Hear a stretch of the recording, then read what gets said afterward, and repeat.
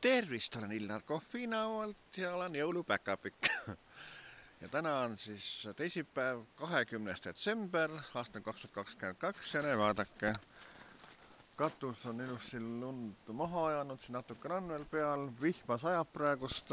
Ühesõnaga, mina tahan teile tutvustada detsembrikuu ajakirju Lemmik, saatussaladused, müstilised lood ja ka viimast 4 teatajat ja kohe lähme vaatame, uurime.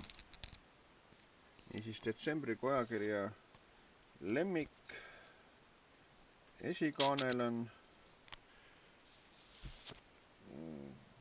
Ilona Kaldre ja teine, kes on esikaanel, on ka Elle Kullerkupp.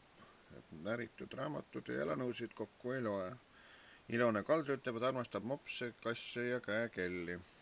Nii et Ilona Kaldre kena foto on siin esikaanel. Nii näritud raamatuid ja elanõusid kokku ei loe. On Elle Kullerkupu intervjuu, algab leheküljelt 9, siin on pildid ennasti juures. Koeramaailm. Nii siis 10, 11, 12, 13 ja 13-ga see lugu lõpp. Ilona Kaldre intervjuu on lehekülgedel 34 ja 35. Nii et siin on ilusti fotod, kõik saate vaadata. Nii et tasub lugeda ja vaadata.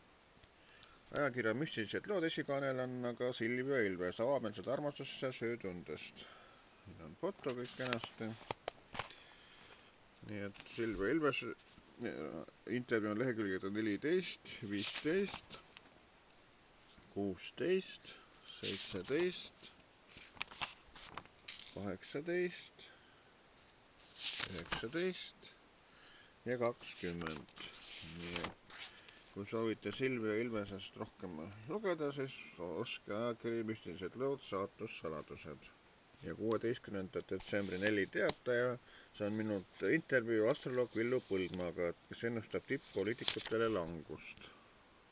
Intervjuu algab leheküljel 3, et Eesti poliitika tippude viimased heledad sähvatused. Ja jätkub leheküljel 23. Foto ka juures. Soovin teile kõigile head lugemist, kindlasti 4 teataja, saatussaladused, müstilised lood ja Lemmik. Nii ütlen mina, Illar Kohvinaualt.